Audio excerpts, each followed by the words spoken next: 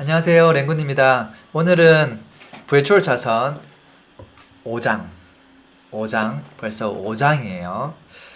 이번 책에 있어서 사실 메인이 되는 챕터라고도 볼 수 있어요. 5장. 기억나나요? 3장은 인도로 가는 자선이었고요. 4장은 서행 자선, 5장은 추월 자선이에요. 좋아요. 추월 자선. fast lane죠, fast lane. 영어로 하면 빠르게 부자 되는 사고 방식은 따로 있다.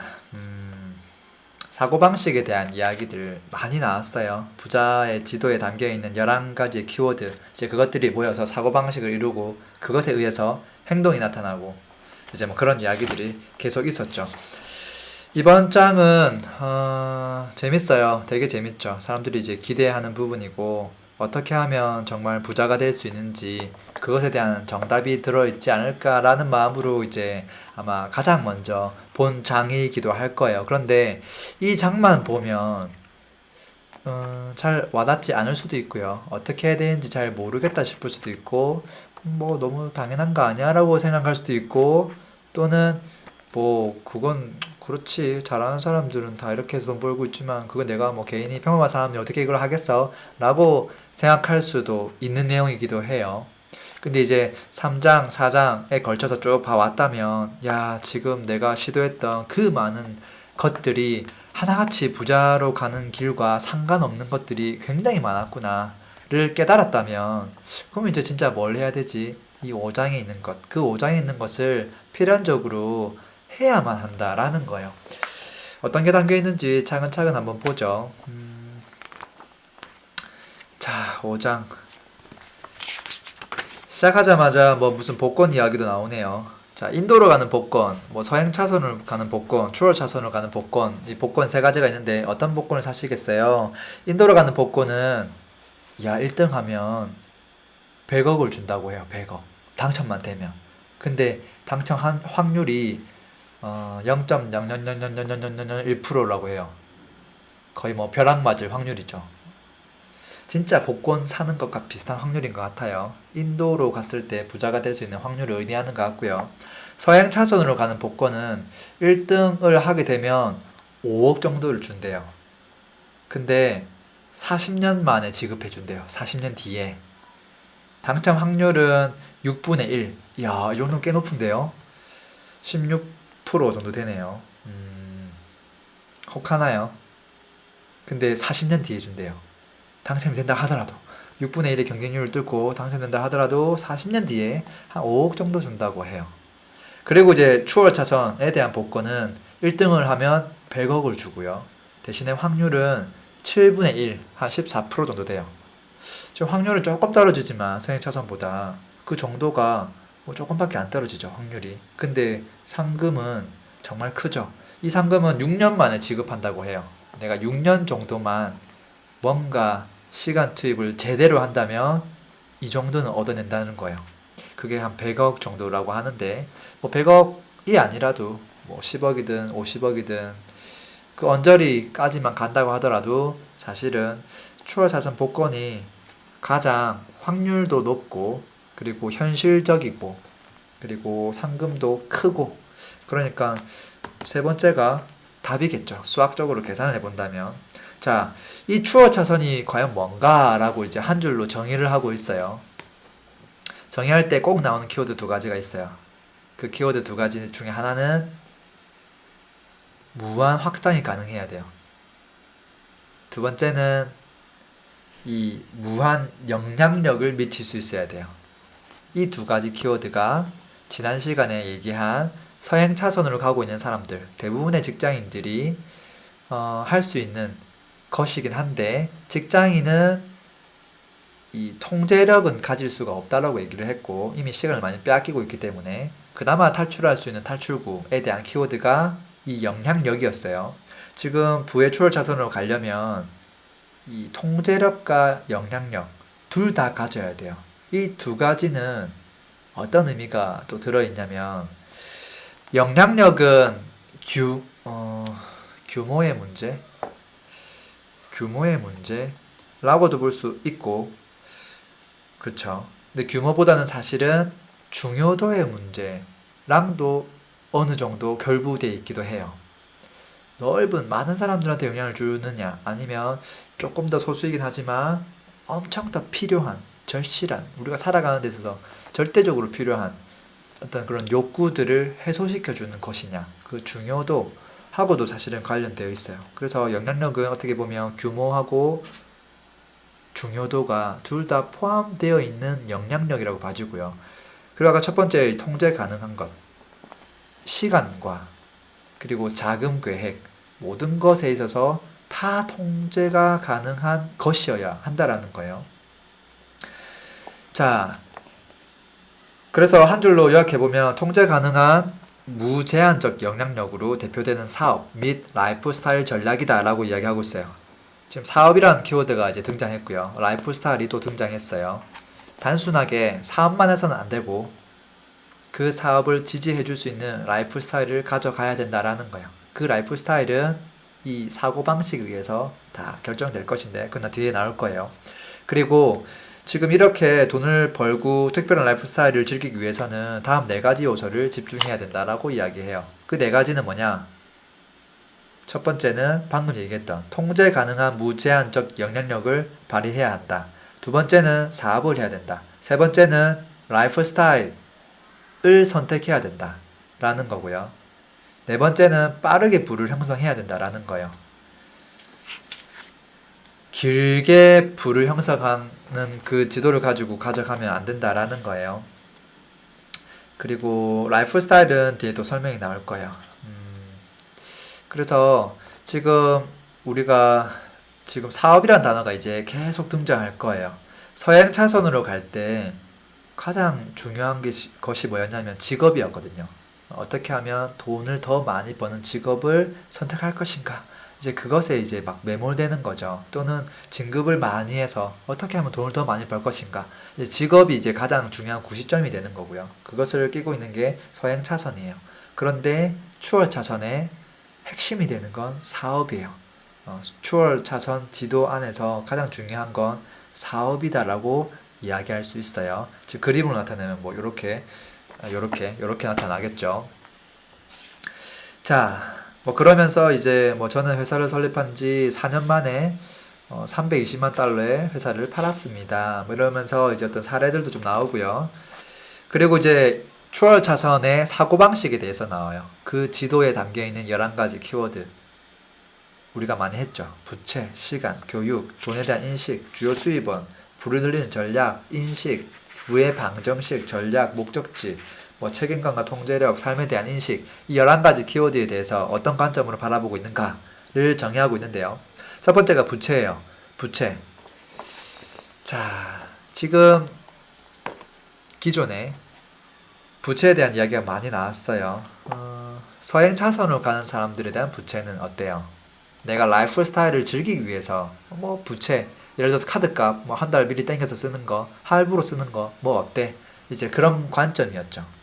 두 번째, 서행 차선으로 가는 사람들은 이제 직업이 중요했고 그 다음에 전략, 근검 전략이 중요했고 그러면서 투자를 병행하면 되지 않을까라는 생각을 가지고 투자할 때 이제 또 빚을 내기도 하고 근데 이제 무턱대고 빚을 내는 경우가 많았어요.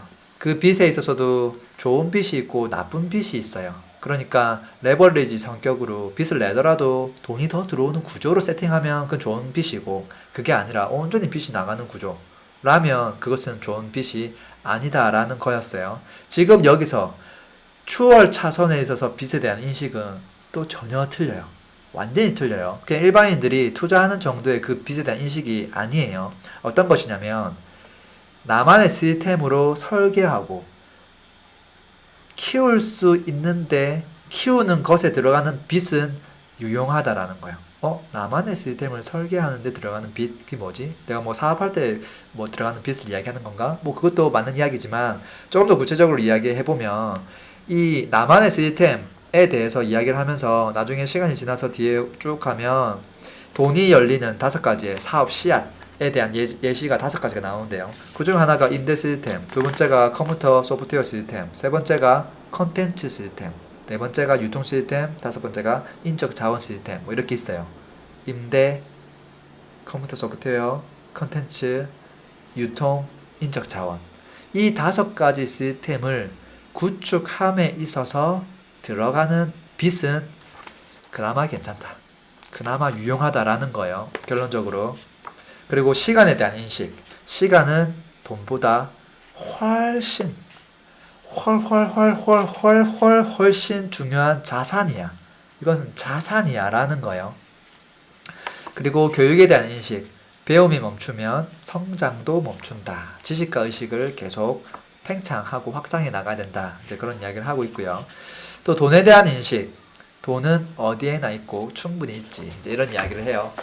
저도 이제 와이프하고 이제 이야기할 때 배우자는 제 와이프는 이제 돈 걱정을 많이 하는 스타일이에요.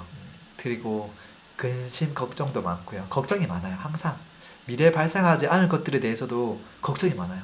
지금 하고 있는 것들 잘 안 되면 어떡하지? 그런 걱정들 하는 거죠. 저는 정반대의 이 성향을 가지고 있어요. 왜 걱정을 하지? 지금 내가 일을 안 할 뿐이지 못하는 게 아니고 시간을 더 확보하기 위해서 돈을 안 벌고 있을 뿐이고, 그리고 시간을 확보하게 되면 돈은 지금 세상에 돈이 얼마나 많은데 내가 가지고 있는 돈의 크기가 전혀 중요하지 않다. 그 시장에 이미 돈은 다 있고, 그리고 그것을 그냥 내가 필요할 때 가져오면 되는 것이지 그걸 왜 근심 걱정하고 있어야 되는가 라고 저는 보통 생각을 하는데, 이 사람도 이렇게 이야기해요. 돈은 어디나 있고 충분히 있지. 나로 인해 감명받은 사람의 수가 곧 내가 벌어들이는 돈이야 라고 이야기하고 있어요. 맞는 이야기죠. 내가 그 사람의 인생에, 얼마나 많은 사람들의 인생에 영향을 줄 수 있는가, 그 정도, 그것이 내가 벌어들일 수 있는 그 부의 크기라고도 생각이 돼요. 자, 주요 수입원. 나는 내 사업 시스템과 투자를 통해 수입을 얻지. 자, 이 두 가지를 하는 거예요. 메인은 사업 시스템이고 두 번째는 투자도 하는 거예요. 투자도 안 하는 게 아니라 하는 거예요. 그 서행차선과 동일하게 투자는 해요. 다만 이제 좀 특화된 영역에만 투자를 해요. 나중에 또 나와요. 우리가 생각하는 뭐 주식, 부동산, 또는 뭐 채권, 또는 또 뭐가 있죠? 뭐 여러 가지 투자를 많이 할 수 있는 투자처가 있잖아요. 또는 이제 여기서 예제가 많이 나오는 게 뭐 다단계, 또는 아니면 뭐 연금 뭐 이런 것들, 뮤추얼 펀드 이런 것들에 대해서 비판을 되게 많이 해요. 이제 그런 것들은 사실 투자라고 생각하지 않아요. 부를 늘리는 주요 전략은 이런 거예요. 엄청난 거예요. 아무것도 아니라고 생각할 수 있지만 제가 봤을 때는 엄청난 거예요. 무에서 유를 창조해. 무에서 유를 창조하지. 그리고 창조한 것을 시장에 가치 있는 것으로 키워내지. 아니면 기존 자산의 부가가치를 더하지. 지금 이렇게 설명하고 있는데요. 간단해요. 무에서 유를 만드는 게 핵심이에요. 사업체를 만든다는 거. 법인 사업자를 가진다는 것은 어떻게 보면 새로운 생명을 잉태한 것과 같아요. 왜냐면 그 체계가 똑같거든요. 우리가 주민세 내죠. 법인도 주민세를 내요. 그 사업장에 대한 거의 한 생명체예요. 우리가 주민등록번호가 있듯이 법인도 법인 등록번호가 있고요. 또 거기서 여러 가지 사업을 진행하면 그 사업장별로 또 사업자 번호가 따지기도 해요. 한 생명이 이제 탄생하면 이제 지속적인 관리가 계속 들어가져요. 근데 이 법인이 어느 정도의 시장에서 가치를 인정받게 되면 그것에 대한 자산에 대한 가치가 뭐 기하급수적으로 커지는 거죠. 그래서 일단 창조를 해야 되고요. 그것을 시장 가치에 맞게끔 키워야 돼요. 결국은 사업에 대한 이야기를 한 거죠. 두 번째, 아까 기존 자산에다가 부가가치를 더하는 그것은 어떤 거냐면 사업체라기보다는 투자에 가까워요. 투자. 예를 들어서 어떤 뭐 부동산 같은 걸 사서 리모델링해서 뭐 키운다거나, 그게 어떻게 보면 기존 자산의 부가가치를 좀 더한다거나, 이제 그런 의미로 저는 받아들였어요. 사업과 투자, 그것이 부를 늘리는 주요 전략이다라는 거예요. 자, 부에 대한 인식은 어떠하냐? 부라는 것은 어떤 사람이 부자냐? 지금 현금을 많이 가지고 있는 사람이 부자냐? 뭐 그것도 맞는 이야기 하지만 사업 시스템을 통해서 얻은 현금 흐름과 그 자산 평가의 결과다라는 거예요. 그 두 가지가 합쳐졌을 때 부라는 게 이루어진다라는 거예요. 보통 이제 자영업자들 볼까요? 자영업자들도 사업이라는 걸 하죠. 예를 들어서 음식 가게를 한다고 보자고요. 음식 가게를 하고 있어요. 제가 맨날 뭐 김치볶음밥 뭐 이런 걸 만들어서 파는 음식 가게를 하고 있다고 보자고요. 근데 잘 봐요. 현금 흐름은 있죠. 매달 어떤 현금 흐름이 있을 거예요. 그거 플러스 자산 평가에 의해서 결정된다는 건데 이 가게에 대한 자산 평가가 이루어지는가? 이루어지긴 하죠. 뭐 권리금 같은 거. 장사를 너무 잘하게 되면 그 목이 좋아지면서 권리금이라는 생기죠. 근데 그 정도가 너무 사실 좀 작죠. 작고 대부분의 가게는 권리금이 없는 가게들도 허다하죠. 이제 그러다 보니까 일반적인 자영업자가 하는 가게는 지금 여기다 대입해 보면 맞지 않는 게 너무나 많아요.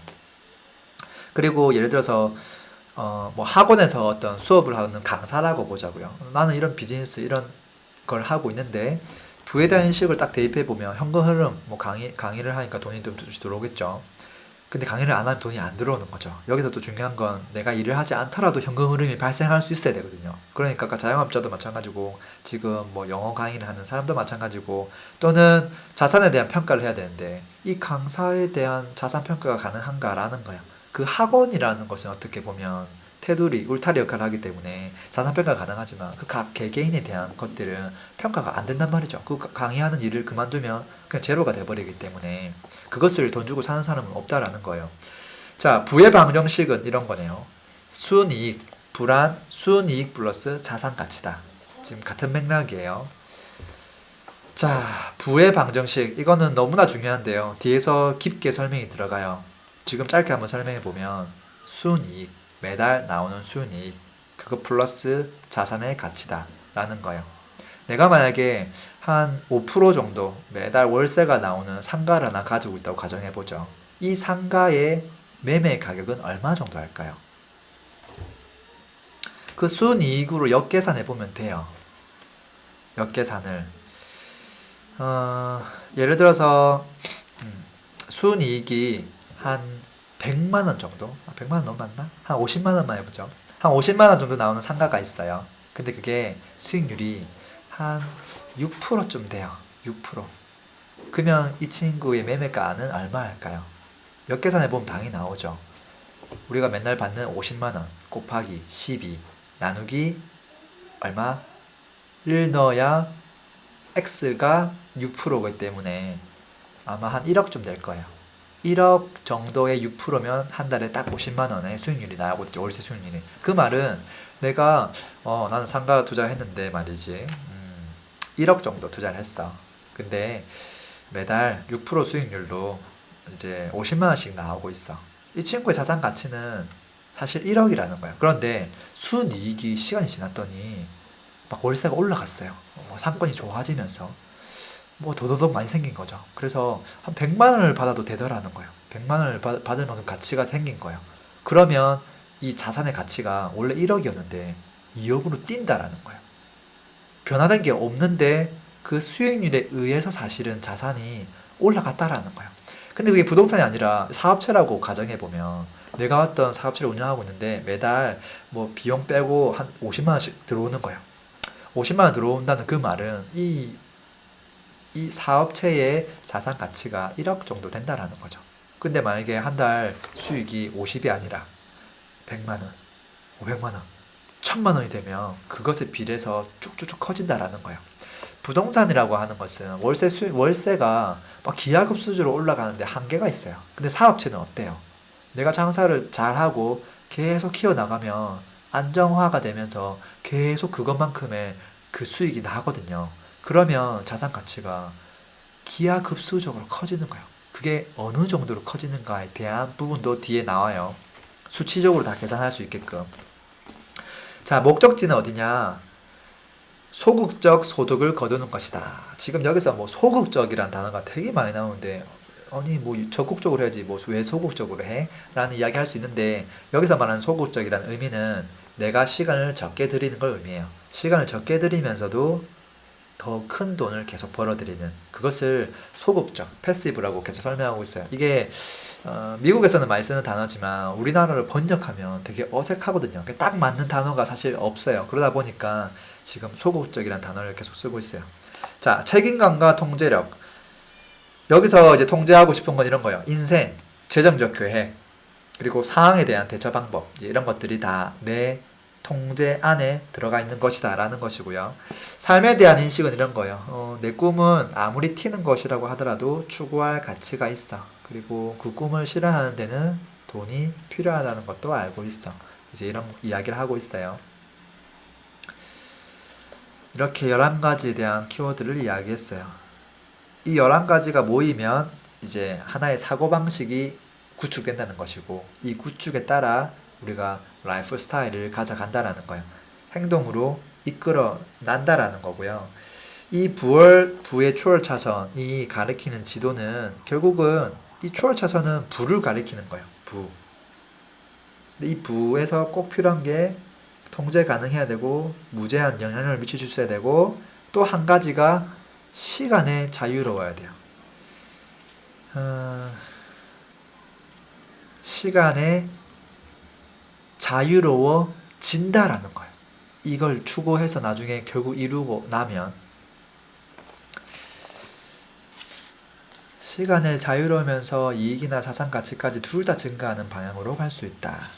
자, 결국은 추월 차선은 빠르게 부자 되는 방법이기도 해요. 근데 그 속에는 그림자가 있다라는 것인데 그 그림자는 사람들이 이제 오해 때문에 나타나는 거예요. 빠르게 부자 되는 것과 쉽게 부자 되는 것은 전혀 다른 의미거든요.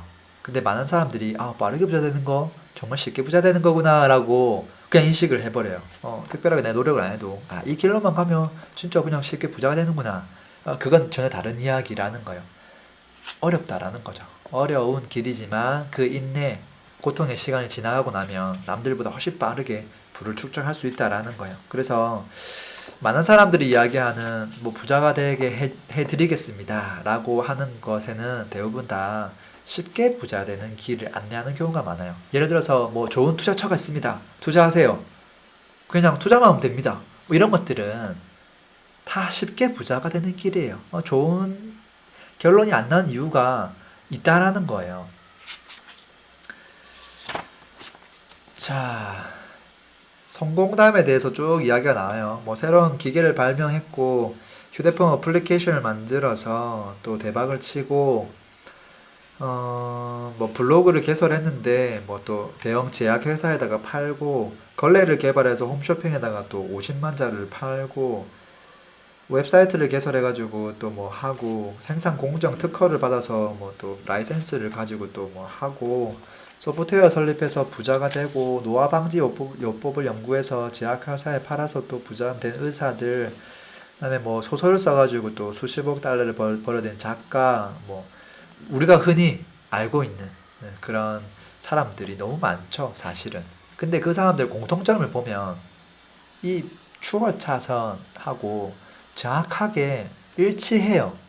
그 길로 가야 되는데 자꾸 나는 그걸 할 수 없을 거야 라고 그냥 내려놓는 것 같아요. 왜냐면 그 오랜 시간을 거친 최종 결과물을 보면 엄두가 안 나거든요. 이야, 홈쇼핑에서 지금 뭐 물건을 팔고 있어요. 대걸레. 야, 내가 어떻게 그 대걸레를 아이디어를 내서 그걸 또 제작까지 해서 공장에다 맡겨가지고 만들어가지고 야, 이걸 영업까지 해가지고 판매해가지고 그 중간 과정을 내가 어떻게 하지? 한 번도 해본 적이 없는데 지금 뭐 회사 다니기 급급한데 뭐 투자할 돈도 없는데 어떡하지? 그리고 나는 그걸 할 수 있는 지금 역량이 전혀 안 되고 그런 지식도 좀 부족하고 그러다 보니까 그 중간 과정이 눈에 안 들어오기 때문에 애초에 그냥 내려놓는 거야. 나와는 그냥 먼 사람의 이야기야 라고. 근데 그것도 어떻게 하면 할 수 있는지에 대한 부분도 안내가 많이 나와 있어요. 희망이 있는 거죠. 자, 부월 차선식 부에 대한 우화가 나오네요. 우화가 그 이집트 피라미드 지을 때 대한 우화가 나오네요. 뭐 추마라는 사람과 아주르를 불러가지고 피라미드를 지어라 라고 하는데 한 명은 어떻게 하냐면 굉장히 공감되는 내용인데요. 한 명은 피라미드를 이제 돌을 가지고 쌓아야 되니까 무거운 돌을 내가 옮길 수 있을 정도로 나의 체력, 나의 역량을 개발해야지 라고 하면서 전문가를 찾아가요. 나를 이 육체적으로 트레이닝 해줄 수 있는 전문가를 찾아가서 막 근력을 키워요. 그러면서 돌을 이제 하나씩 옮기는 거죠. 근데 어떻게 돼요? 1층은 했어요. 근데 2층을 만들려고 했더니 이게 힘이 더 필요한 거예요. 그럼 어떻게 해야 돼요? 나의 체력을 더 키워야 되는구나 하고 또 전문가한테 또 찾아가서 또 계속 트레이닝을 받고 학습하고 몸에 좋다는 약을 계속 사서 또 먹고 자기 자신한테 투자를 하는 거죠. 투자를 해서 내가 모든 걸 다 하려고 하는 거예요. 나의 노동력으로. 그런 경우가 되게 많아요. 예를 들어 볼까요? 부동산을 한번 예를 들어 보면 나는 부동산 투자 전문가가 돼야지. 처음에 어떻게 하죠? 쉬운 분야부터 해요. 그러다가 어떻게 하냐면 점점점 어려운 분야를 내가 다 잘해야지라는 마음으로 나를 계속 희생하면서 자기 개발하기 시작해요. 그게 굉장히 멋져 보이기도 한데 굉장히 어리석은 것이기도 해요. 어떻게 보면. 이제 그렇게 해서 그 성을 계속 쌓아 나가려고 하는 거예요. 그게 너무나 많은 시간이 걸릴 뿐더러 내 시간이 계속 투입돼서 내가 개발이 되고 개발이 된 만큼 또 수익을 이제 뽑아내야 되는데 이 수익을 뽑아내는데 시간이 또 한참 걸린다라는 거예요. 한계가 있는 거죠. 내 시간을 줄이면서 돈이 더 많이 나오는 구조여야 되는데 그 구조랑 전혀 안 맞다라는 거예요.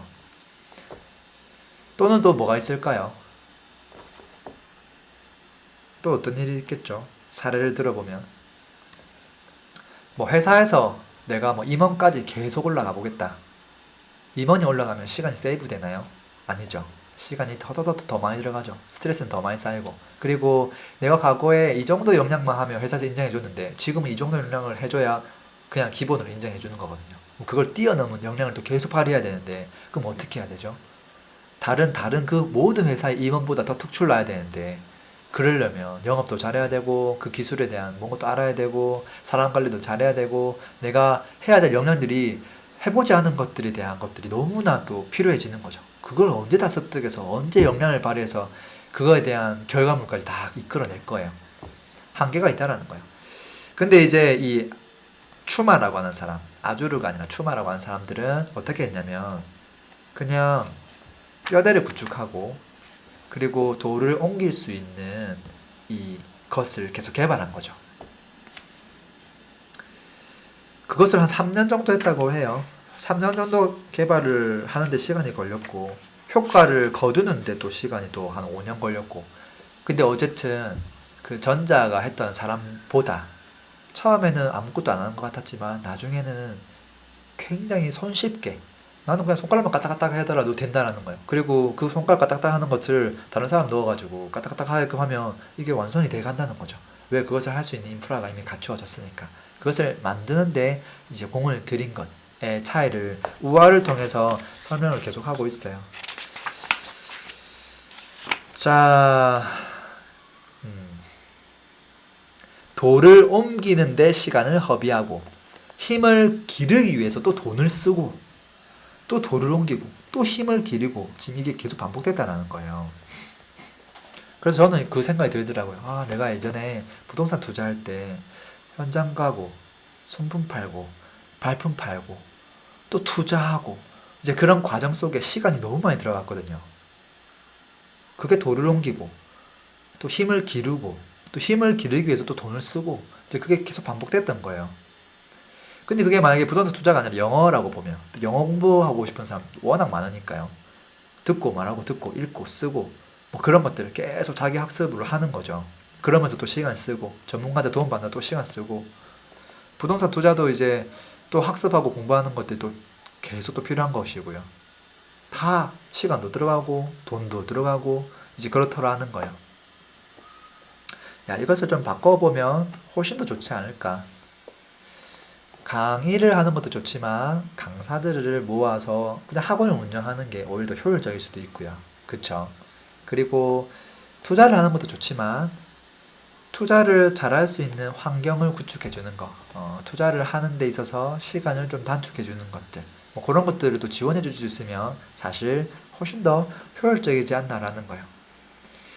자기 대신 일할 시스템을 고안하는데 집중해야 할 시간마저 자기 자신에게 집중했기 때문에 그게 안 됐다라는 거예요.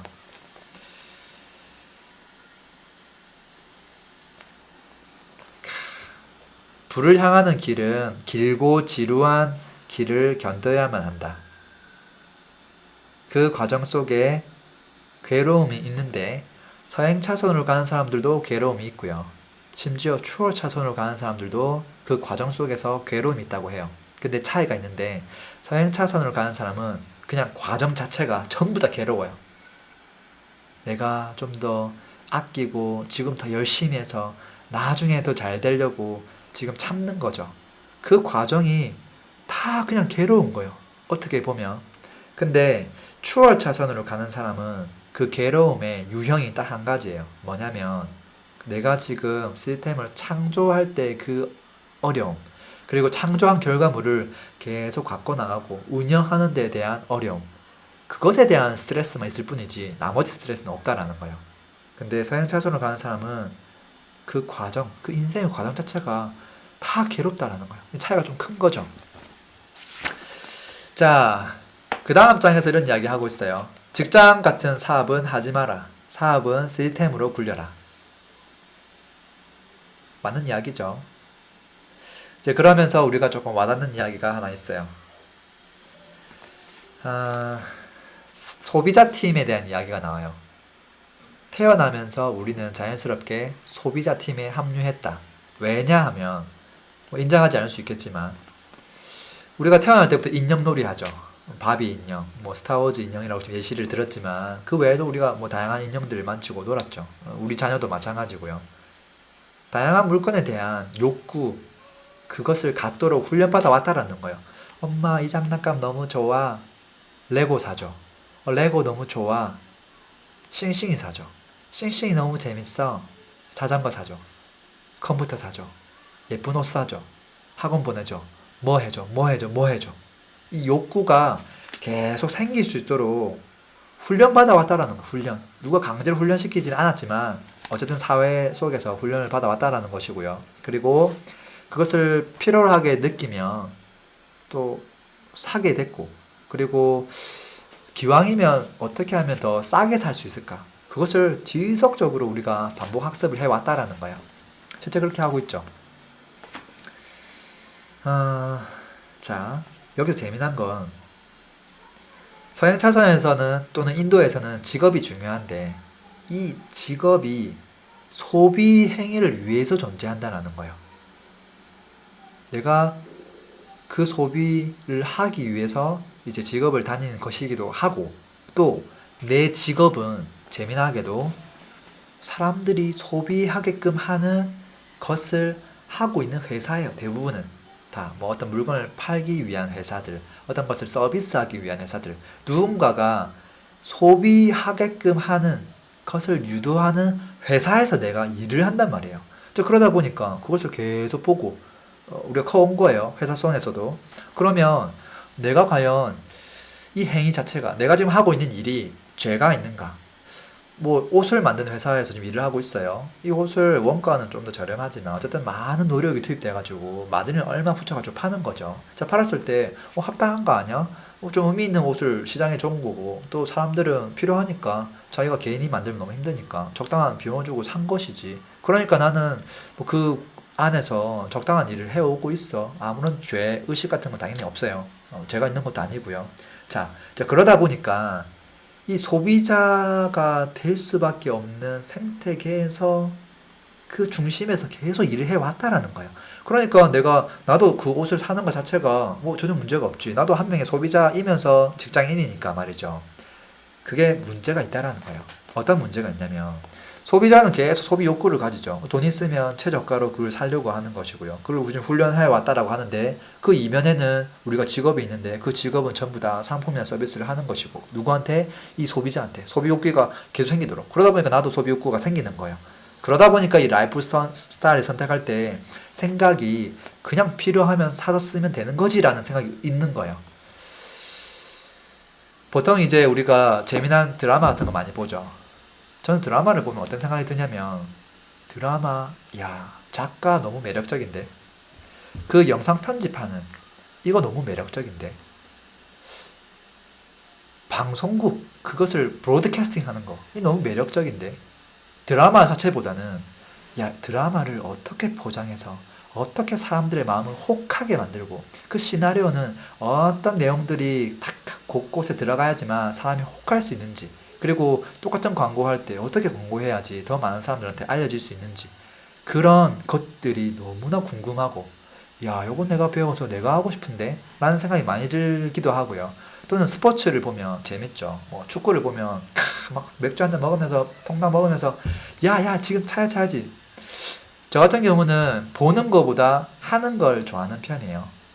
축구를 보는 거보다 축구를 하는 게 훨씬 재밌고, 야구를 보는 것보다 야구를 하는 게 재밌고, 모든 게 다 그래요. 영화를 보는 것보다 영화의 주인공이 되기 쉽고, 좋은 강연을 듣는 것보다 앞에 나와서 강연을 하고 싶고, 어떻게 하면 그렇게 될 수 있을까? 그것들이 어떻게 보면 이 생산자 팀에 들어가는 거거든요. 그것이 저는 과거에는 그냥 사람의 성향의 문제라고 생각했어요. 이 사람은 그냥 좀 특이해서 이런 생각을 하는 사람이고, 이 사람은 그냥 뭐 이런 다른 생각을 가지고 있어서 이런 사람이고, 그게 뭐 맞다 틀리다라고 이제 정의하지 않았는데, 그게 라이프 스타일에 대한, 부자로 가는 그 11가지 키워드에 대한 것들에 대한 사고 방식이 만들어진 결과물인 거예요. 그러니까 이것은 취향의 문제가 아니라 굉장히 중요한 문제라는 거예요. 소비자 팀이 아니라 생산자 팀으로 가는 것은 너무나 중요하다라는 거예요. 저는 이제 한 번씩 와이프가 뭐 여기 한번 가볼래? 여기 가보면 정말 특별한 게 있어. 한번 봐봐. 지금 블로그에 글을 봤더니 그 여행을 갔다 온 사람들의 여기는 어떤 서비스가 특별하고 뭐 이런 것도 있고 막 있단 말이죠. 그래? 이거 뭐지? 야, 여기는 도대체 홍보를 어떻게 하고 있는 거지? 야, 정말 잘하고 있네. 저는 말 그대로 여기 가서 즐기는 사람 입장에서 보는 게 아니라 그것을 제공하는 사람의 입장에서 그것을 봐요. 뭐 미술관에 가서 견학을 하는데 여기 가면 이것도 있고 저것도 있고 저것도 있대. 그래? 이건 뭐야? 괜찮은데? 뭐 관람을 시켜주면서 체험도 하면서 사람이 이끌릴 수 있는 그런 것들이 곳곳에 이제 숨어 있다라는 거예요. 그러면서 이제 단일 하루짜리 관람할 수 있는 그런 것도 있고, 연애원제가 있고, 여러 가지 또 프로그램이 있다라는 거예요.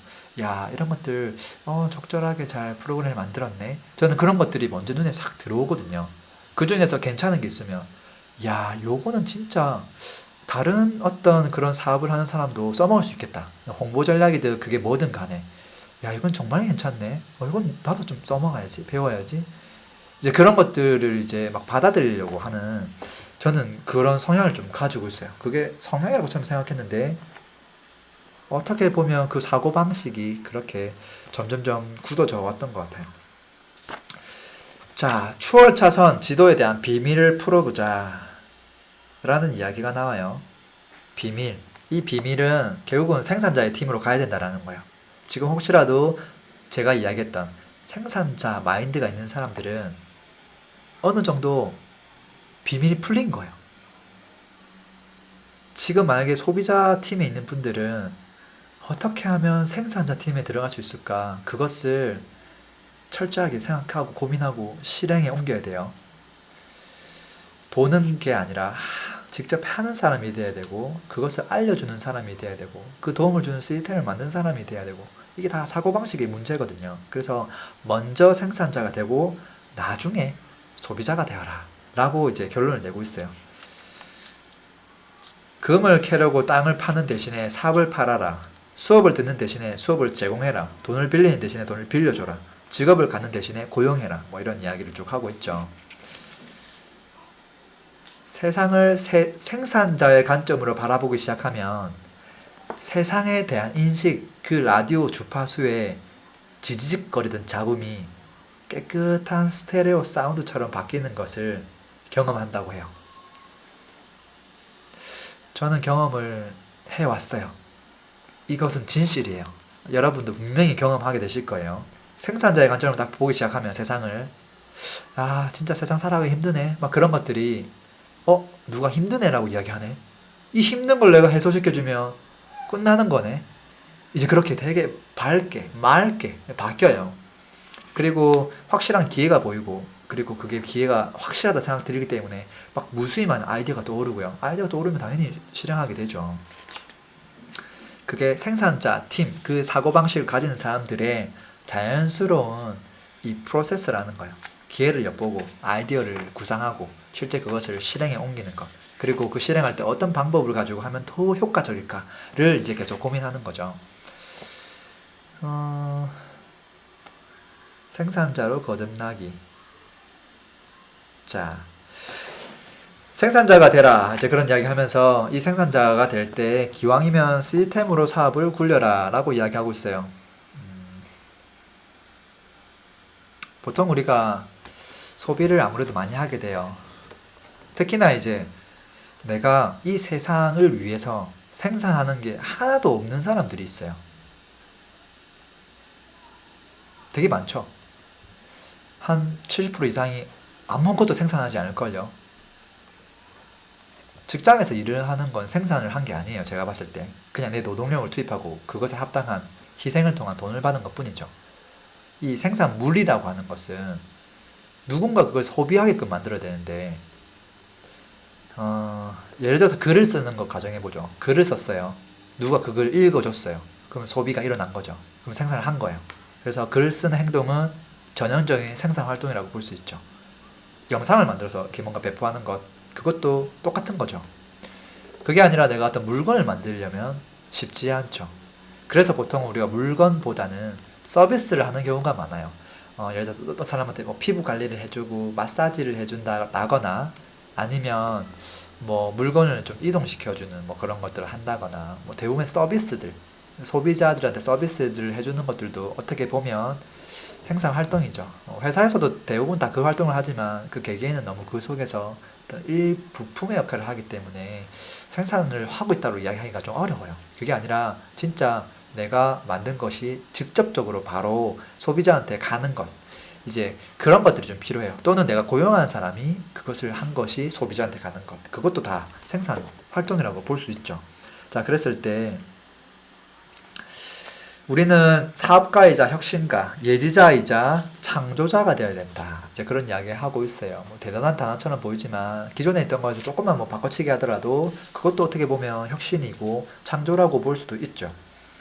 자, 사업이라고 하는 것은 이 부의 방정식의 핵심이라고 이야기했고 실제 그 부의 방정식 안에는 수익 플러스 자산 가치인데 이 수익이라고 하는 것이 사업 시스템에서 나와야 되는 거거든요. 그리고 이 사업 수익의 근거에서 자산 가치가 매겨진다라고도 했기 때문에 결론적으로는 모든 키를 가지고 있는 건 사업이에요.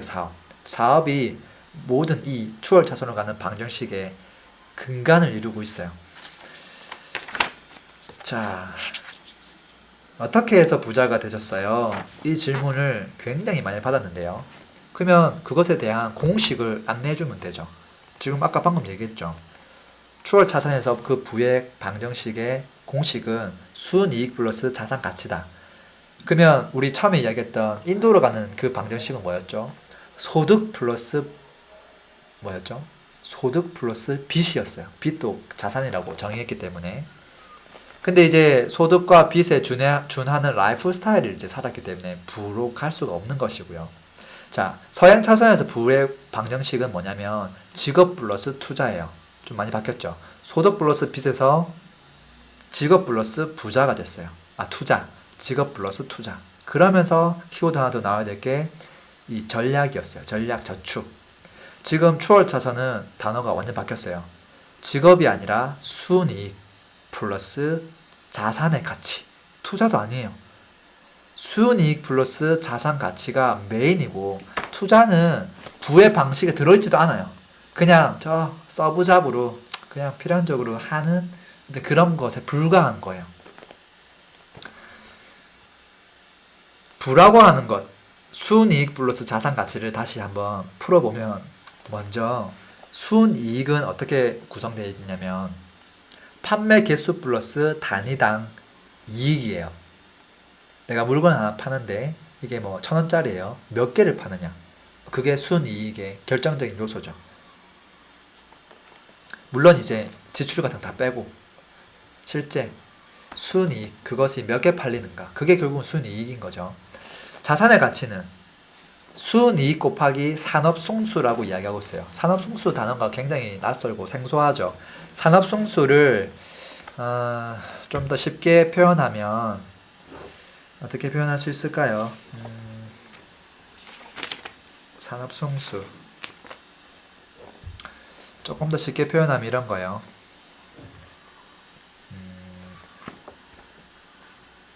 아까 부동산을 예시를 들어줬죠. 부동산의 자산 가치는 월세 수익률에 근거해서 만들어진다라는 거예요. 근데 사업은 월세 수익률. 사업은 매달 내가 이 순수익이 얼마인지를 가지고 그것을 역계산하는 건데, 부동산 같은 경우는 뭐 수익률을 가지고 역계산하면 딱 떨어지죠. 근데 사업체 같은 경우는 내가 한 달에 100만 원 버는 회사라고 하더라도 지금 돈은 별로 못 벌고 있지만 미래 가치가 있거나 또는 그 시장 규모가 매우 크거나 이제 그렇게 되면 실제 그 회사의 자산 가치는 좀 다르게 판정되거든요. 그래서 순전히 내가 뭐 한 달에 뭐 얼마를 몇 개를 팔아서 순이익을 남기느냐 그거에 비례한 자산 가치가 만들어지는 건 아니에요. 그렇죠. 예를 들어 카카오톡 같은 경우도 돈을 하나도 못 벌 시절에도 어떻게 됐어요? 상장하면서 그 가치를 인정받으면서 막 계속 올라갔죠. 그 이유는 가능성이 있기 때문인데요. 근데 그것을 가능성을 되게 모호하잖아요. 근데 이것을 굉장히 객관적으로 수치로 만들 수 있어요. 그게 뭐냐면 이게 상장되거나 주식으로 투자할 수 있는 것이 되었을 때, 투자자가 그것을 투자했을 때, 주식이라고 보면 간단해요. 주식을 내가 1,000원 주고 하나 샀어요. 근데 그게 1년 뒤에 1,000원이 1,100원이 돼서 10%가 오른다 라는 것. 그게 어떻게 보면 산업송수라고 그냥 볼 수 있어요. 주식은 월세처럼 매달 돈이 나오지 않아요. 그쵸? 근데 부동산이라고 하는 건 특징이 있어서 매달 월세를 빼먹을 수도 있죠. 근데 만약에 부동산을 1년 단위로 연세를 후불제로 받는다고 한번 생각해봐요. 그러면 내가 100만 원씩 원래 받아야 되는데 안 받고 나중에 1년 뒤에 받으면 1200만 원을 받는 거예요. 그럼 1억짜리 아파트를 샀는데 월세를 받았는데 100만 원인데 나중에 받으면 어떻게 되는 거죠? 1200만 받는 거죠. 그러면 이 아파트의 자산 가치가 얼마예요? 사실은 1억 1200이 된 거예요. 실제 그 돈을 안 쓰고 그냥 탁 예치를 하면 이것과 주식은 똑같은 거예요. 그러니까 1년 뒤에 그 주식은 계속 올라가 줘야 되거든요. 이 사업이라고 하는 것은 계속 주가가 올라가 줘야 돼요. 그 오르는 정도의 그 수익률, 그것을 보통 산업송수라고 볼 수 있어요. 그 산업송수가 보통 수익률이 한 10%쯤 나오면 그냥 무난한 회사예요. 똘똘한 회사예요. 실제 우리가 투자할 때도, 부동산 투자할 때도 수익률 10%면 괜찮다라고 이야기하죠. 이제 그런 것처럼 한 10%에서 12% 정도 주식 투자 수익률 나오면 이 사업체는 굉장히 똘똘하다. 근데 만약에 그 정도가 막 떨어지는 것들 있죠. 떨어지는 것들 있어요. 근데 그것은 뭐 수익률은 나쁘지만 대신에 그만큼 자산의 가치가 저평가되어 있는 거일 수도 있어요. 나중에 그게 쫙 올라오면, 수익률이 올라오면 자산 가치가 팍 올라올 수 있는 가능성이 매우 커지거든요. 또는 반대로 그 정도 자산 성수를 주식에서는 뭐 PE, PER, 이렇게 펄 같은 걸로 수치화해서 이야기하기도 해요. 좀 이야기 어렵죠. 나중에 좀 설명해 볼게요. 참 쉽게 설명할 수 있어야 되는데 쉽지가 않네요. 자, 어쨌든 아까 순이익에 대해서 이야기했고요. 자산 가치는 순이익 곱하기 산업송수예요. 자, 그랬을 때 순이익을 어떻게 하면 늘릴 수 있는가? 우리가 통제 가능해야 되잖아요. 순이익은 판매 개수를 늘리면 돼요. 아니면 판매 단가를 높이면 되죠. 그러니까 충분히 컨트롤할 수 있다라는 거예요. 내가 뭐 머리 깎아주는데 뭐 10명한테만 머리 깎아주는 대신에 한 번 올 때마다 2만 원씩 받으면 뭐 가능하죠. 근데 현실적으로 불가능한 것들도 있죠. 근데 그 정도가 있겠지만 어쨌든 사업 같은 경우는 그 사업 유형에 따라 그게 무한대로 확장 가능한 것들이 있다라는 거예요. 뭐 일반 조그만 영세 자영업자는 그 정도가 조금 한계가 있는 것들이 많지만, 예를 들어서 뭐 배너 하나 달아주고 광고를 받는다. 그럼 배너를 뭐 100개 달아줄 수도 있고, 장소에 공간 제약이 없으니까 1000개 달아줄 수도 있고, 또는 배너에 대한 그 클릭 비율을 뭐 몇 프로 할당할 수도 있고, 또는 배너비 달아주는 대신에 그 단가 그 비용을 뭐 10,000원 하다가 100,000원 할 수도 있는 거고, 대신에 그건 가입자가 많아지면. 그래서 그렇게 해서 순이익을 높일 수 있다라는 것이고요. 그리고 아까 자산의 가치, 이 자산에 대한 가치는 결론적으로는 순이익을 높여서 자산의 가치도 같이 높일 수 있다라는 거예요. 자, 이러면서 이제 재미난 게 나오네요. 일반인들이 생각하는 자산의 가치, 나는 이런 자산을 가지고 있어 라고 생각하는 서행 차선으로 가는 사람들이 가지고 있는 자산 가치에 대한 키워드들을 뽑아보면 실제 눈으로 우리가 구입하는 것들, 뭐 자동차도 자산이지, 보트, 전자제품, 명품, 옷, IT 기기, 기속품, 기금속, 뭐 이런 것들을 서행 차선으로 가는 사람들은 자산이라고 생각한다라는 거예요. 추월 차선으로 가는 사람들은 사업체, 브랜드, 현금성 자산, 지적 재산, 라이센스, 발명품, 특허, 부동산 이런 것들을 자산이라고 생각하는 거예요. 좀 차이가 크죠? 차이가 큰데 저도 이제 곰곰이 한번 생각해 봤어요. 지금 사업체부터 브랜드 여러 가지 지금 하나, 둘, 셋, 넷, 다 8가지에 대한 키워드가 나왔는데 내가 이들 자산을 가지고 있는 게 과연 몇 개나 될까를 한번 표를 만들어서 적어 봤어요. 사업체 어떤 거 가지고 있지? 내가 가지고 있는 법인 사업체가 있구나. 그 법인 사업체는 지금 기본적으로는 교육 사업을 하고 있구나.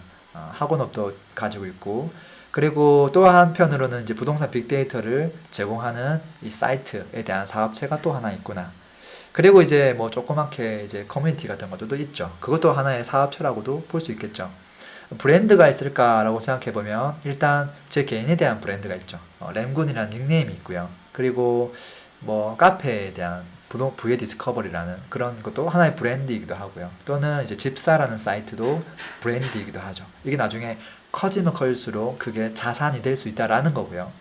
현금성 자산 같은 경우는 뭐 채권이라든지 또는 이제 좀 돈을 뭐 빌려준다든지 그런 것들인데 그런 것들은 제가 별로 없는 것 같고, 지적 재산은 이런 거죠. 지필 같은 거, 책을 출간한다거나 그러면 이제 또 계속 그 인쇄료가 나오니까요. 지적 재산권에 들어가죠. 뭐 음악 같은 거 작사 작곡을 안 하니까 그런 건 없는데, 또는 이제 유튜브 같은 것들은 이제 광고 수익이 또 계속 나오기도 하죠. 지금은 뭐 없지만 별로 나중에 시간이 지나면 나올 여지는 있죠. 그래서 그런 것들은 유튜브 지적 재산권이 될 수도 있죠. 실제 굉장히 영향력 높은 유튜버들은 돈을 어마어마하게 벌고 있죠. 그러니까 그것은 지적 재산권이라고 봐줄 수도 있죠. 그 사람이 만드는 생산물에 의해서 받는 돈이니까요. 그리고 라이센스, 발명품, 특허, 이제 특허 같은 것들은 지금 조금씩 진행을 하고 있는 중이고요. 그리고 부동산은 제가 그동안 주력으로 이제 해왔던 자산이기도 하죠. 조금 이제 분산시키는 것들이 필요하다라고 생각이 들어요. 무에서 자산을 만들어내는 것. 10%를 저축하고 실제 부자가 된 사람들은 저축을 뭐 10%를 꾸준히 해가지고 자산을 팽창한 사람은 없다라는 거예요. 다 사업체를 통해서 부를 만들어 갔다. 폭발적인 성장을 해 갔다라는 거고요.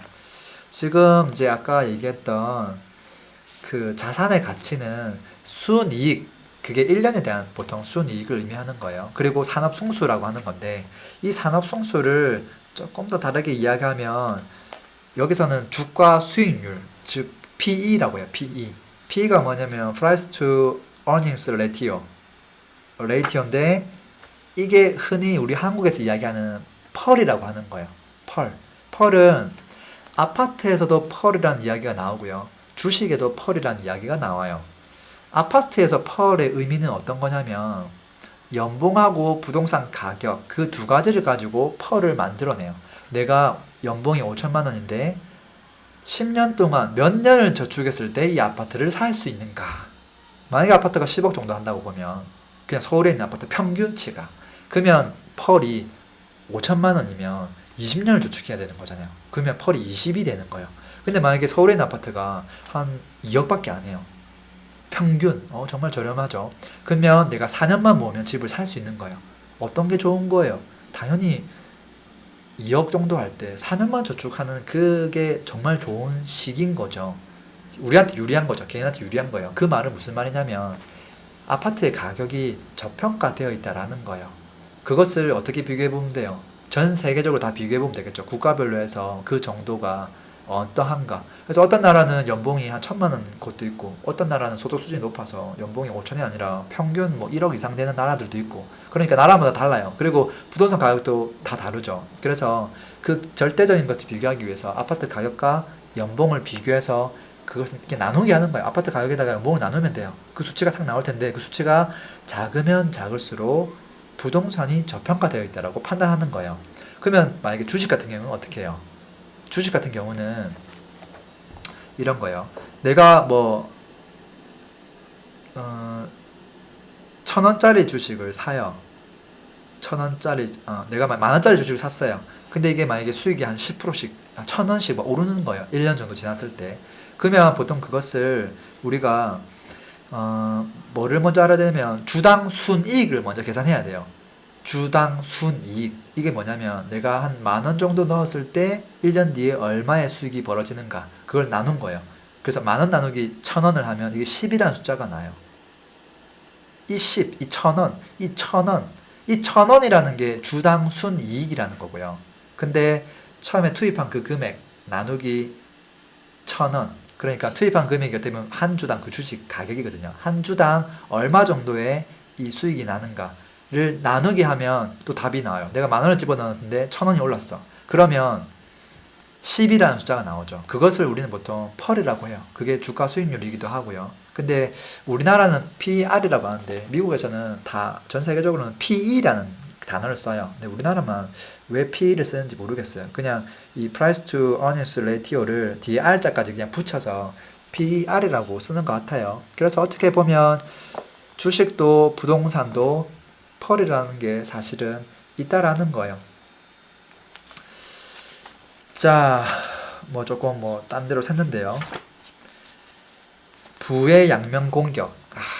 우리가 이제 부자가 될 때는 누군가 공격을 한다는 건데요. 어떤 공격이 있냐면 순이익을 성급하게 쫓다 보면 돈을 버는 과정에서 공격을 당할 수 있다. 자산 가치가 순이익에 달려 있죠. 그러면 순이익을 막 증대시키려고 노력할 거예요. 그래야 자산 가치가 막 올라가니까. 근데 그 반대도 가능하다라는 거예요. 만약에 내가 순이익이 줄어들면 자산 가치도 팍팍팍 줄어든다는 거예요. 그게 그래서 주식은 이제 등락폭이 굉장히 심한 거죠. 그렇지만 주식에 투자하는 게 아니라 내가 무에서 새로 유를 창조해서 그것을 계속 만들어가면 믿져야 본전인 거예요. 무에서 쫙 무한대로 올라갈 수 있기 때문에 사업을 꼭 해야 된다라는 것이고요.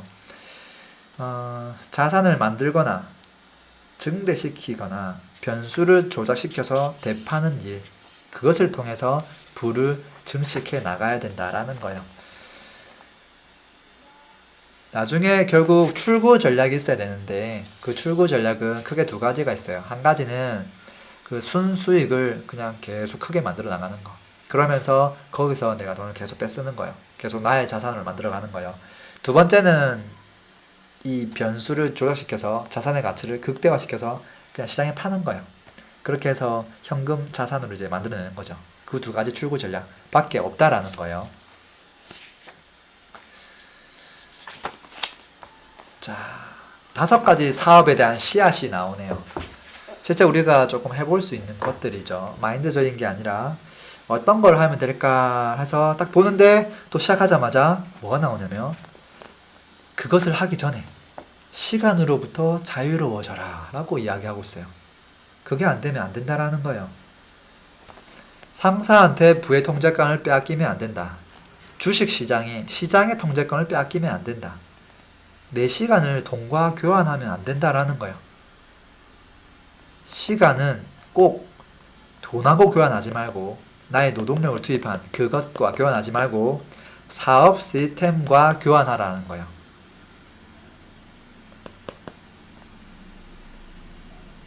지금 이 책 저자가 MJ 드마코죠. 책 저자가 MJ 드마코예요. MJ 드마코에 대해서 제가 앞조사 뒷조사를 조금 많이 해봤어요. 왜냐면 보통 일반적으로 책을 읽는 사람들은 그냥 뭐 저자 대단한 사람이지 하고 책 내용만 주구장창 열심히 읽어. 읽은 다음에 아이고 나도 그렇게 돼야지 기도하면서 끝나요. 그게 아니라 이 사람에 대해서, 이 사람이 뭐 성경책에 나오는 사람이 아니란 말이에요. 현실 속에 지금 있는 사람이란 말이에요. 어떤 사람이지? 지금 당장 어떤 이야기 하고 있지? 책 내기 전에 어떤 일을 했지? 요즘 내가 어떻게 하면 이 사람한테 접근할 수 있지? 이런 것들을 찾아보는 행동을 해야 된다라는 거예요. 그래서 쭉 보면 뭐 앞장에도 나와 있어요. 책 겉표지에 추월차선 홈페이지, 추월차선 포럼, 뭐 관련 기사, 홈페이지, 저자 홈페이지, 페이스북, 트위터, 이메일 그런 것들도 있어요. 그리고 찾아보면 이 사람의 유튜브도 있어요. 유튜브 채널이 있거든요. 책 나와서 아마 좀 홍보하기 직전인지 그 이후인지 약간 헷갈리긴 하는데 어쨌든 영상이 있어요. 그 영상을 물론 영어로 되어 있긴 하지만 그 말하는 것을 들으면 느낌이 또 달라요. 여기 제가 유튜브 영상 URL이라고 조금 띄워놓고요. 그래서 그것을 보면서 책 속에서 한 이야기가 아니라 실제 말로 그 표현한 것들을 막 듣는 거예요. 그리고 최근에는 또 어떤 일들을 벌리고 있는지 이제 그런 것들도 같이 보는 거죠. 그리고 또 조금 유사한 사람, 예를 들면 그 The 4 Hours 4시간이라는 책을 쓴 사람, 팀 페리스, 또는 최근에 나온 책, 그 타이탄의 도구들, 그것도 팀 페리스가 쓴 책이죠.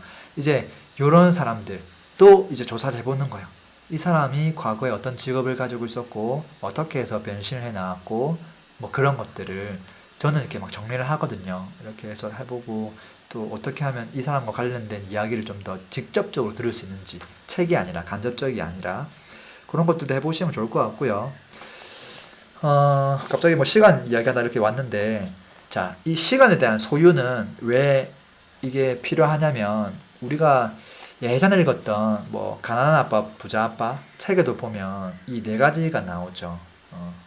E, S, B, I 그게 뭐죠? E, employee 직장, 또는 이 스페셜 전문직, 또는 이 사업가, 투자가, 이렇게 네 가지가 있는데 요 왼쪽에 있는 분들은 다 시간에 자유롭지 못하고, 오른쪽에 있는 투자가와 이 사업가는 시간에 대해서 자유롭다는 거예요. 실제 그 사람들이 돈을 내 시간을 많이 쓰지 않으면서 돈을 벌 수 있는 구조, 그 시스템에 들어갈 수 있기 때문에 일단 시간은 꼭 확보를 해야 되고요. 그리고 또 한 가지를 더 한다면 그 지출과 라이프 스타일, 그것을 비용에 초과하지 않도록 써야 되고요.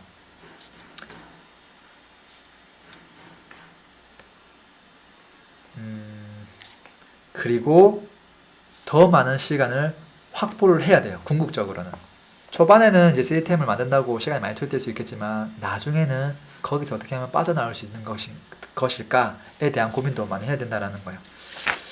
시간에 자유로워지면 돈이 열리는 나무를 키울 수 있어요. 근데 시간에 조금 자유롭지 않다고 하더라도 그 나무를 키울 수 있는 것들도 있어요. 예를 들어서 사업체를 운영하기는 힘들지만 아까 얘기했던 뭐 컨텐츠를 만든다거나 뭐 홈페이지를 하나 만들어 본다거나 또는 뭐 블로그에다가 뭐 글을 쓴다거나 뭐 그런 것들은 얼마든지 가능하다라는 거예요. 그래서 직장인 분들 같은 경우는 꼭 영향력을 키울 수 있는 것을 해야 되는데, 그것들 중에 가장 대표적인 게 뭐다? 컨텐츠 시스템이라는 것이고요.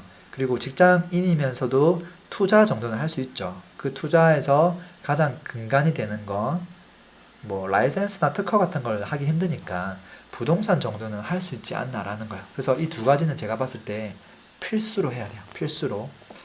자, 스스로 사장이 되라. 사랑하는 일을 하라. 이런 유혹에 끌리면 안 된다라는 거예요. 스스로 사장이 되거나 하면 사업의 노예가 돼버리니까요. 자, 지금 뭐 5가지 여러 가지 돈이 생기는 나무, 이 사업에 대한 씨앗 5가지가 계속 나오고 있는데, 이 5가지를 한다고 해서 반드시 성공하는 건 아니에요. 그렇지만 확률은 높죠. 그리고 한 가지만 한다고 되는 것도 아니고 약간 죄송합니다. 이종 교배가 필요하다는 거예요. 이종 교배. 할 수만 있다면 2개, 3개, 4개 여러 가지를 동시에 하는 게 시너지가 난다라는 거예요. 자, 그러면서 이제 소극성 정도가 나요. 소극성은 뭐죠? 내 시간이 얼마큼 적게 들어가는가. 적게 들어갈수록 좋은 거예요. 그 정도에 따라 줄을 세게 보면, 순위를 매겨보면 임대 시스템이 소극성 정도가 제일 적어요. 아까 라이센스 이런 거 한번 해두면 평생 가잖아요. 부동산 한번 사서 그냥 세팅해두면 쭉 가죠. 매일매일 뭐 내가 뭐 신경 써야 될 게 별로 없어요. 그래서 얘가 A, 점수가 A예요. 제일 좋은 점수예요. 두 번째가 뭐냐면 컴퓨터랑 소프트웨어 시스템이에요. 아무래도 개발하고 코딩하고 뭐하고 이 어떤 사람을 활용한다고 하더라도 신경이 좀 써지거든요. 그래서 이건 A-. 세 번째는 컨텐츠 시스템이에요. 컨텐츠 시스템은 컨텐츠를 계속 만들어내야 돼요. 누군가가. 그래서 좀 내 시간이 많이 투입돼야 되죠. 그리고 네 번째가 뭐냐면 유통 시스템이에요. 내가 컨텐츠를 만드는 게 아니라 다른 사람들이 컨텐츠를 만들어서 올릴 수 있는 환경을 만들어주는 거예요. 뭐 그 대표적인 게 뭐 많죠. 뭐 우리 뭐 지마켓, 뭐 미국에는 아마존 뭐 이런 것들도 다 유통 시스템에 들어가죠. 또는 뭐 홈쇼핑 그 채널도 어떻게 보면 그렇다 볼 수 있고요. 되게 많죠. 뭐 에어비앤비 뭐 이런 사이트들도 유통 시스템 중에 하나라고 볼 수 있고요. 그러면서 그 친구는 컴퓨터 소프트웨어 시스템이기도 하죠. 왜냐하면 온라인으로 진행하니까. 그리고 인적 자원 시스템도 있어요. 인적 자원 시스템은 조금 인력을 많이 활용해서 뭔가 사업을 하는 모든 업종을 다 의미해요. 꼭 무슨 인력을 대여해 주거나 인력을 제공해 주는 회사뿐만 아니라 조금 인력이 굉장히 커서 그것에 의해서 이 인력이 커야지만 운영될 수 있는 비즈니스, 그것을 전부 다 인적 자원 시스템을 이야기하고 있고, 우리가 알고 있는 대부분의 대기업들은 다 인적 자원 시스템을 다 활용하고 있는 거죠. 근데 이제 직원에 대한 의존도가 워낙 높기 때문에 실제 내가 거기서 발을 빼기가 쉽지 않다라는 거예요. 자, 그러면서 이제 임대 시스템 뭐 각각의 씨앗에 대해서 구체적으로 설명을 하고 있어요. 이거는 뭐 좀 보시면 될 것 같고요. 쭉쭉쭉쭉 5개가 지나가고, 그리고 나온 게 딱 2가지가 나오네요. 하나는 부자가 어떻게 복리를 활용하는지. 우리가 처음에는 복리가 의미가 없다 뭐 그런 이야기가 많이 나왔어요. 왜 의미가 없냐면 복리는 무조건 시간이 절대적으로 들어가야 되는 것이다. 시간이 들어가면 갈수록 이게 쫙 올라가는 것인데 그중에 실패가 있으면 안 되고, 또 두 번째가 필요한 게 뭐냐면 처음에 복리를 시작할 때 그 시작하는 그 금액이 되게 중요하다. 일반인들이 그 복리 효과를 제대로 누리지 못하는 이유는 예를 들어서 한 10만원, 100만원 툭 던져놓고 주식 사놓고 한 40년 지나면 이게 어마어마하게 막 한 10억이 돼 있을 거야 뭐 그런 것을 믿는다라는 거예요. 근데 그게 상위 1%의 수익률 뭐 한 매년 16% 정도로 해서 한 번도 그 하락 없이 됐을 때 이야기인 거예요. 지구상에서 1% 정도의 투자 능력이 갖춰졌을 때 이게 안 된다라는 거죠. 올랐다 내렸다 그러면 복리 효과가 의미가 없어지고, 그것을 또 극복하려면 초반에 금액을 많이 넣으면 돼. 남들이 10만원 넣을 때 나는 100억 100억 정도 집어넣으면 복리 효과가 확실히 있다라는 거예요. 수익률 조금만 나도 뭐 10% 나면 100억에서 10억씩 막 벌어지니까. 그래서 이 사람이 하는 이야기는 진정한 부자들은 복리를 활용한다. 다만 복리를 통해서 부자가 되려는 그런 생각을 아예 가지고 있지 않다라는 거예요. 사업체를 가지고 부를 늘려나가는 전략을 가지고 있지, 복리는 그냥 이미 돈이 많이 벌어진 것을 불리는 정도의 목적을 가지고 있다는 건데, 근데 그 효과도 만만치 않다라는 거예요. 왜 만만치 않냐면 그 금액이 크기 때문에. 이해되죠? 복리의 한계를 극복할 수 있기 때문에 그렇다라는 거예요. 그래서 이 돈이라고 하는 게 아까 5가지 그 사업체보다 더 특별하다라는 거예요. 그러니까 내 시간을 적게 들이면서 돈을 불릴 수 있는 현존하는 최고의 방법은 다른 그런 사업체이기도 하지만 그게 아니라 돈이다라는 거예요. 돈이 돈을 만들 수 있는 최고의 씨앗이라는 이야기를 해요. 앞에서 설명하지 않은 이유는 많은 사람들이 다 돈을 갖고 있기 때문에 설명을 하지 않았다고 이야기를 하고 있고, 다만 돈의 크기가 좀 커야 된다라는 거예요. 그리고 그것을 복리로 활용해야 된다라는 거예요. 또는 그것을 은행 뭐 은행 금리를 가지고 하는 것도 가능하지만 채권 같은 것들, 조금 더 안전한 자산에다가 채권을 사서 내가 채권자가 되는 것, 그것만큼 좋은 것이 없다라고 이야기하고 있어요. 그리고 이제 인플레이션에 대해서 돈을 가지고 있으면 내가 돈의 가치가 하락하면 그 방어가 안 되니까 어떻게 해요? 라는 그런 이야기도 많이 하는데요. 그것도 맞는 이야기죠. 특히나 지금처럼 저금리인 경우는 돈을 가지고 있으면 엄청난 손해죠.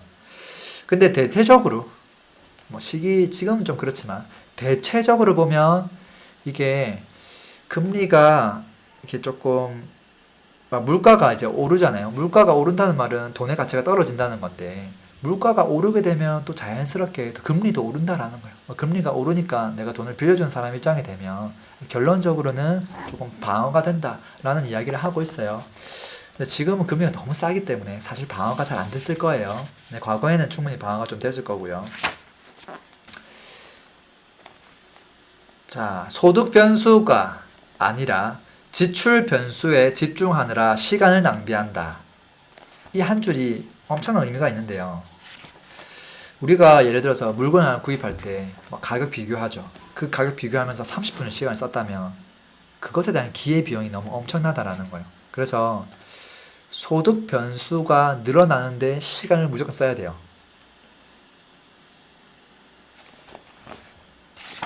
자, 복리에 대한 이야기가 있었고요. 두 번째는 영향력에 대한 거예요.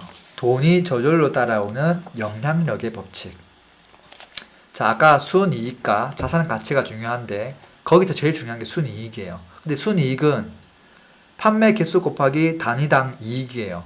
근데 이 순이익, 판매 개수가 의미하는 건 개수니까 규모를 의미하고요. 단위당 이익은 좀 사람들이 꼭 필요한 거는 비싸게 팔 수 있겠죠. 그래서 이게 중요도를 의미해요. 순이익에는 규모와 중요도가 다 들어가 있는데 이 순이익, 판매 개수를 늘리고 중요도를 결정하는 것에 있어서는 가장 중요한 게 영향력이라는 거예요. 내가 아무리 좋은 서비스, 아무리 좋은 제품을 갖고 있다 한들 아무도 몰라요. 전 세계인이 아무도 몰라줘요. 그걸 왜 사야 되지? 내가 이것만 먹으면 예를 들어서 갑자기 다이어트가 된다거나 그런 걸 개발했어요. 또는 이 연고 같은 걸 하나 만들어가지고 이거 바르기만 하면 바로 나. 진짜 엄청나. 근데 아무도 몰라줘. 아무도 안 사는 거죠. 팔리지가 않는 거죠. 이거 1,000원에 팔아도 안 팔리는 거예요. 어떻게 해야 되죠?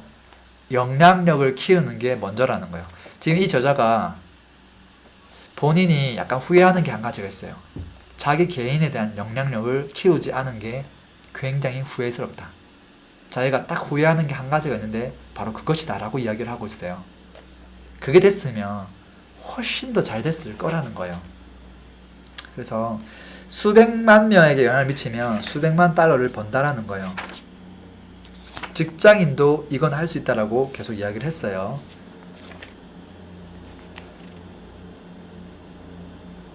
자, 이 진정한 부의 법칙, 그 키워드가 영향력이라는 거예요. 이 영향력은 수학적 근거가 있기 때문에 모든 지도에 효과가 동일하다는 거예요. 그래서 서행 차선도 효과가 있고 추월 차선도 효과가 있고 심지어 인도 차선에 있는 사람한테도 효과가 있다라는 거예요. 그 지도에서 탈출할 수 있는 유일한 탈출구이기도 하죠. 그래서 지금 혹시라도 나는 아무것도 할 줄 모르고 그런 분이 있다면 어떻게 하면 나를 알릴 수 있을까? 이 시장이 원하는 것을 나는 무엇을 줄 수 있을까? 그게 10명이든 20명이든 상관없어요. 그것을 해봐야 돼. 조금씩 해봐야 돼요. 지금 제가 하고 있는 이 영상이 지금은 구독자 수도 그렇게 크지는 않지만 나중에 더 많아지고 또 내용이 좋아서 사람들한테 공유가 되고 그렇게 되면 저도 자연스럽게 영향력을 가져가는 것이죠.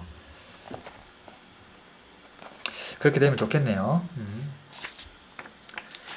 자, 큰 돈은 큰 숫자를 따라온다.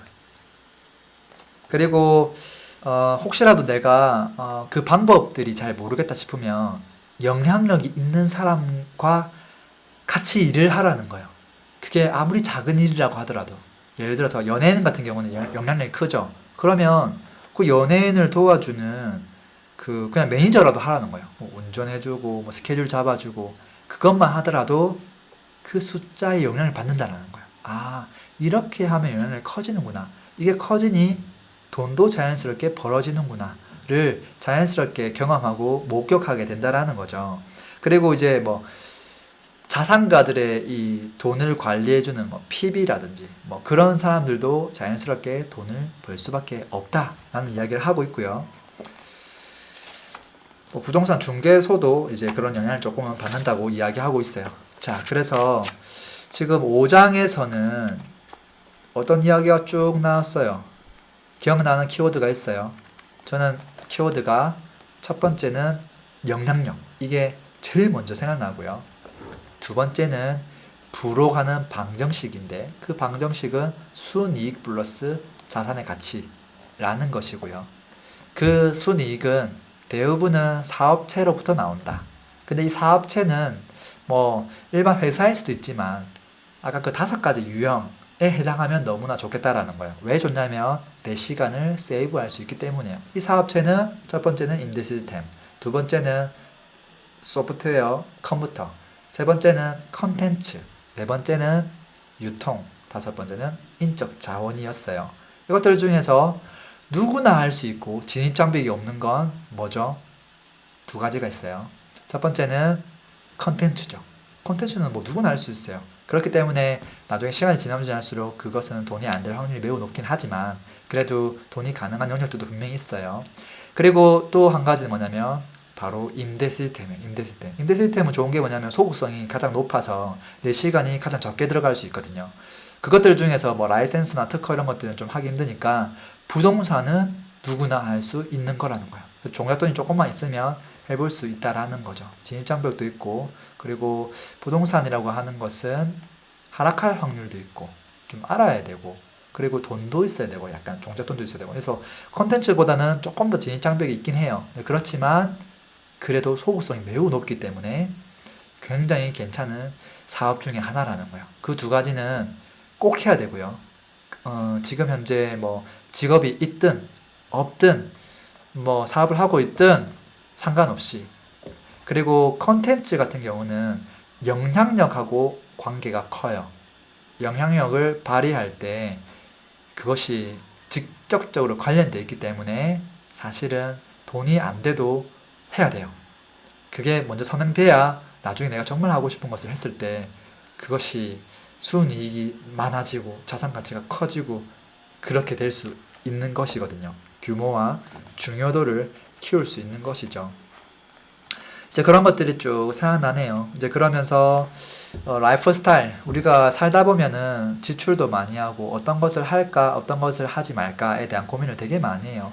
올해 해외여행을 한번 갔다 올까 말까 아이를 영어 학원에 보낼까 말까 이제 그런 지출에 대한 부분을 고민할 때 소득 변수에 관련된 것에는 투자를 하고 예를 들어서 뭐 글을 써야 돼 환경이 필요해 뭐 글을 쓰기 위해서는 뭐 또 재료가 필요해 장비가 필요해 그런 것들을 얼마든지 써도 괜찮다라는 거고요. 나머지 그 자산들 중에 의미 없는 자산들이 있었죠. 뭐 자동차, 그 다음에 옷, 명품, IT 기기 뭐 이런 것들에 대해서 돈을 쓰는 것들은 조금 많이 전략해야 되겠다라는 것이고 그것을 구매하기 위해서 더 싸게 사기 위해서 쓰는 그 시간은 진짜 들어가면 안 된다라는 거 정말 최소화해서 써야 되겠다. 그 시간은 다 이 소득 변수를 키우기 위한 것에만 써야 되겠다라는 것. 이제 그런 것들도 좀 생각이 나고요. 그 다음에 복리를 노리는 것. 복리는 돈이 없는 사람들한테는 전혀 무용지물이다. 그래서 돈을 많이 번 다음에 복리로 적극적으로 활용해야 되겠다라는 거 하나 생각이 들고요. 마지막으로 한 가지. 자, 지금 부자가 되는 방법, 해법, 명확한 길 지금 알았어요. 알았는데 1개월 지나도 1년이 지나도 변화가 없을 수 있죠. 이 책을 읽었는데 깨달았어요. 답을 다 알았어요. 근데 변화가 없어. 그럼 뭐 때문에 그런 거죠?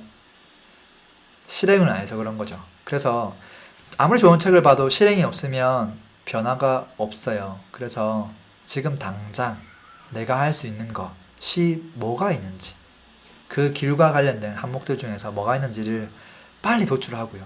스케치북에 열심히 그림을 그리고요. 그게 도출되면 그것을 묵묵하게 실행해 나가는데 최소 3년이 걸리고요. 그리고 그것을 인정받으면서 그때부터 이제 소득이 조금씩 생기면서 이제 나중에 그 소득이 커질 거거든요. 기하급수적으로. 그게 커지는데 또 3년에서 5년이 걸려요. 그러니까 한 6년, 8년 정도를 투입해야 되는 거예요. 그러려면 빨리 시작을 해야 되는 거거든요.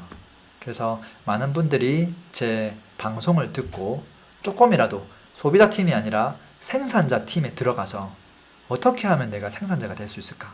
그리고 생산자가 된 사람들을 계속 주시하고 모니터링하고 내가 배우거나 따라할 수 있는 것들은 따라하고, 그리고 그 따라하는 것들이 뭐 하루아침에 되는 게 아니에요. 전부 다 내가 3년 넘게 막 계속 꾸준하게 해야 되는 것들이거든요. 그러니까 그것을 인내하면서 그냥 묵묵하게 하셔야 돼요. 처음에 조금 하다가 내려놓는 게 아니라 그렇게 하시면 분명히 남들보다 쫙 올라가는 결과물 볼 수 있을 거라고 저는 확신 가지고 있고요. 저도 부동산도 마찬가지였고요. 부동산 하다가 대중들한테 어떤 정보를 전달하는 강사의 입장에서 강의를 할 때도 마찬가지였고요. 또는 어떤 사람들한테 필요한 것들을 정보를 제공하는 사업체를 운영하는 사람의 입장이었을 때도 마찬가지였고요.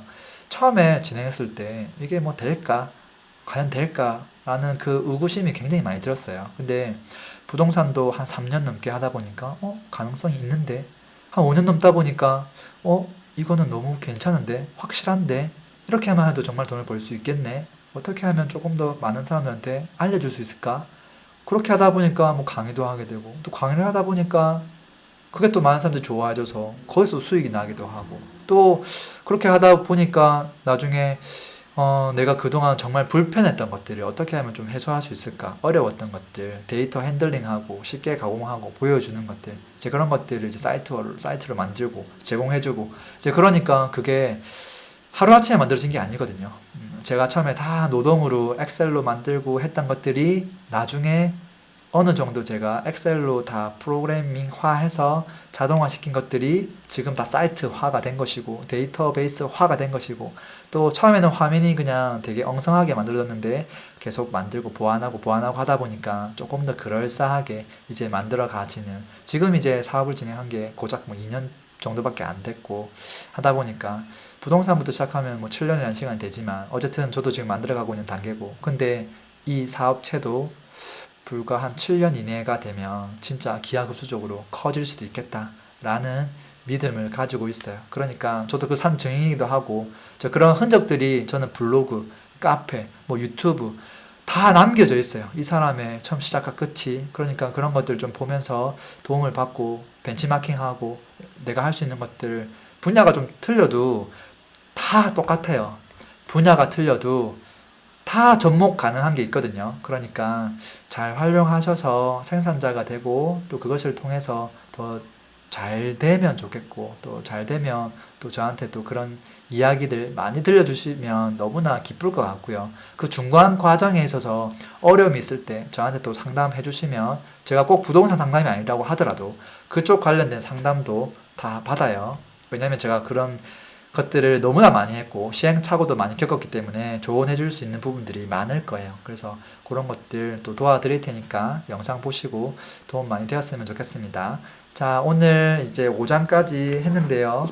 아마 다음 시간이 부의 초월 차선 마지막 시간이 아닐까 싶어요. 뒤에 조금 있어요. 근데 물론 뒤에 내용도 굉장히 중요해요. 저 같은 사람한테 도움되는 내용이 있는데 지금 이제 시작하는 사람한테는 도움이 조금은 안 될 수 있어요. 근데 그렇지만 그래도 마무리하는 차원에서 다음 시간에 마지막 장들 쭉 다루고 마무리하도록 할게요. 오늘도 고맙습니다. 다 모두 부자 되세요. 안녕. 이상 랭군이었습니다.